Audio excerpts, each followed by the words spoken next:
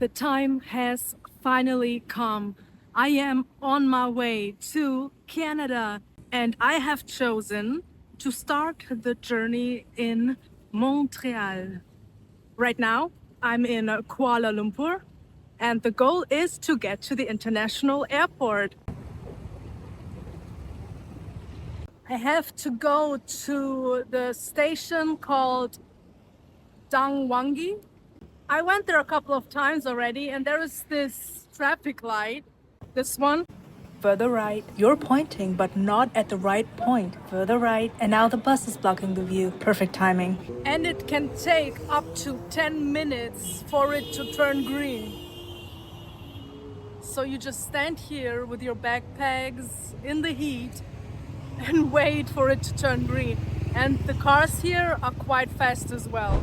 Here it is, the Dang Wangi subway station in Kuala Lumpur, shining in all its glory. Spotlessly clean, super quiet, and ready to rival any subway station in the world. The hardest part of the day is done. It was carrying my two heavy backpacks in the heat to the station Dang Wangi. And now I'm underground and it's cooler here. And I think that it will be like that for the rest of my journey, just being underground most of the time and in trains. I'm so happy about that. At station Dang Wangi, they have these super simple ticket machines where you can grab your subway ticket. It's all touchscreen. Just tap the place you want to go. I'm heading to KL Central because from there I will catch the Airport Express. Then you just hit pay, cross your fingers that the machine accepts your cash, and once it does, you get this little chip that lets you pass through the automatic fare gate. After that, you take the escalator down to the subway platform.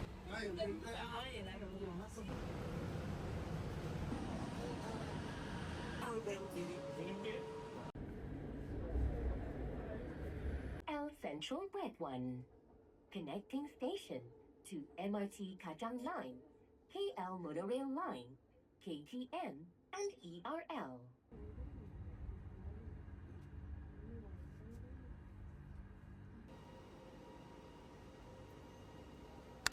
I made it to KL Central, the main train station here in Kuala Lumpur, and the next step is to get on the Clear Express to the international airport.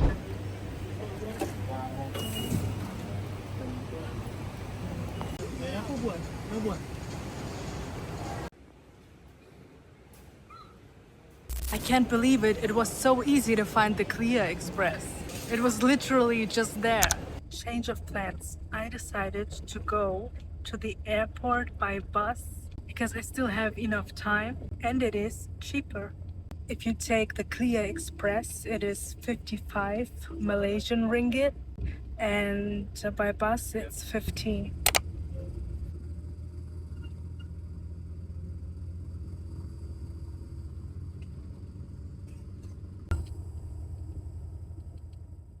And yes, I made it.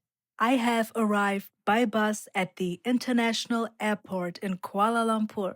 Finally, I can grab one of those luggage trolleys. The airport is so beautiful, clean, modern, and just really nice. I really like airports, mainly because of this.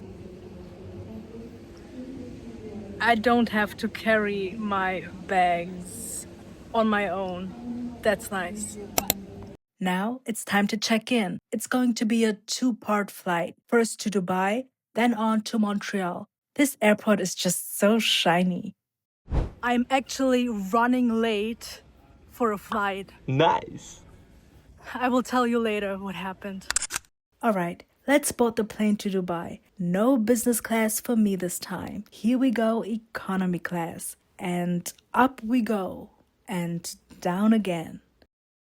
Hello, Dubai. I had such a long layover here, like 11 hours or something. So let's moisturize my face, recover from the flight, and try to get some sleep on these surprisingly comfortable couches. I am in Dubai. Can you see the skyline in the back? I can't neither. It's just the spot with the least people, not with the nicest background. If you go further in that direction, you can actually see a couple of skyscrapers. I wanted to tell you what happened in Kuala Lumpur. So basically, I wanted to save a couple of €100 by flying from Kuala Lumpur to Dubai, then from Dubai to Boston, and then from Boston to Montreal. So 3 flights with a transit in the USA. However, I did not get an ESTA that would allow me to transit in Boston. So the lady at the check-in counter kindly said, "You cannot take these flights." Afterwards, I chatted with an employee of Emirates, and they told me that they have a direct flight from Dubai to Montreal as well, but I have to pay €250 more. I was kind of relieved because I still could take the flight from Kuala Lumpur to Dubai. And yeah, so I paid that money. Ain't it funny how I'm trying to save money as much as possible? For instance, by taking the bus instead of the train to the Kuala Lumpur airport. And then instances like these occur and I just have to pay €250.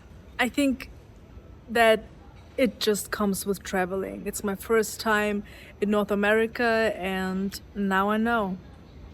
Now I know that I need an ESTA to transit in America. As a German passport holder, I wanted to tell you that the Dubai airport is amazing, of course. You can shop a lot of luxury items here. You have Apple, you have Chanel, you have Gucci, whatever have you, Hermes. You can have it all here. The food prices are on the higher end. I had a salad for €14, but I desperately needed those vitamins. And the salad was on the lower end, so it goes up, y'all. There are some very expensive restaurants where you pay €40 for a burger with French fries. If you don't have your own food and are looking for a cheaper, not so healthy option to fill your tummy, there are vending machines that sell cakes and crisps and chocolate to keep you going for around €1 to €2. And there's also a coffee machine where you get good coffee actually for around €1.25. Bye bye, Dubai. After a long 16-hour layover, it was finally time to leave the vending machines of Dubai Airport behind and check in for my flight to Montreal. Once again, no, that seat definitely wasn't for me. This one was much more within my budget. I'm honestly terrified of flying. So every time the plane shakes even a little more than usual, my anxiety goes straight up. And Dubai to Montreal is a long one, around 13 hours in the air. But hey, at least the cabin lights were kind of fancy, right? Oh my god, I'm almost there. And here we go. I touched Canadian ground for the very first time in my life.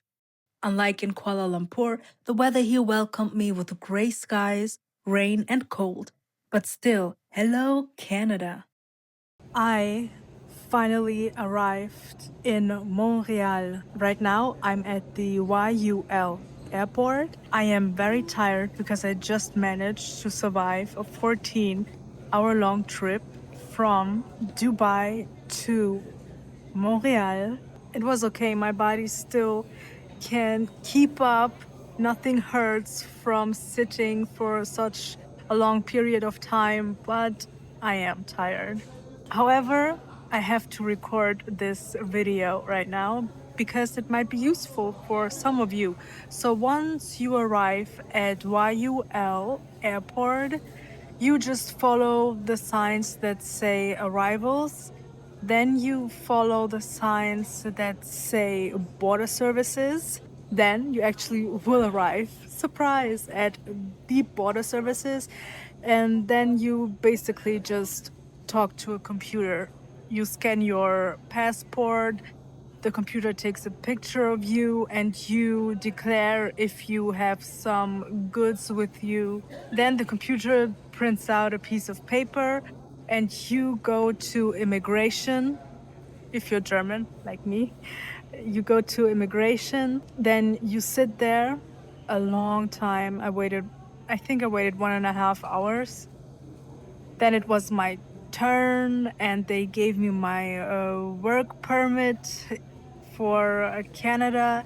And yeah, I could leave the airport, and the border control did not go through my bags or anything.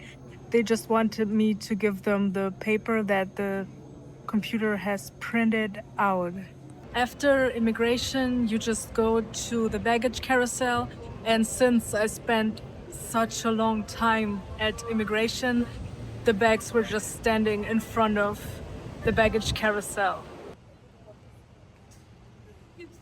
I will take the bus 747 now that goes to Montreal downtown. You can't really miss the bus 747. It's easy to find.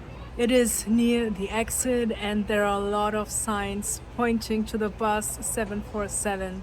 And finally, I'm going to sleep in a bed after 2 days. I can't wait. Thank you so much for watching the video. Bye.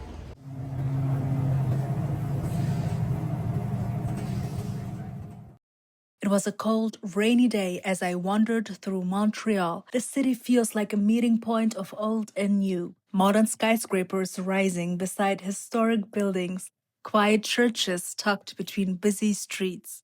Bright pink postboxes stood out against the gray streets, adding a small pop of color along with unexpected art pieces appearing in the middle of the city. I also got a glimpse of Chinatown. Later, walking up Mount Royal toward the plateau and looking down over the city felt calm, almost cinematic, especially in the rain. These photos are just small moments from my walks, and they're only the beginning. I can't wait to discover more of Canada.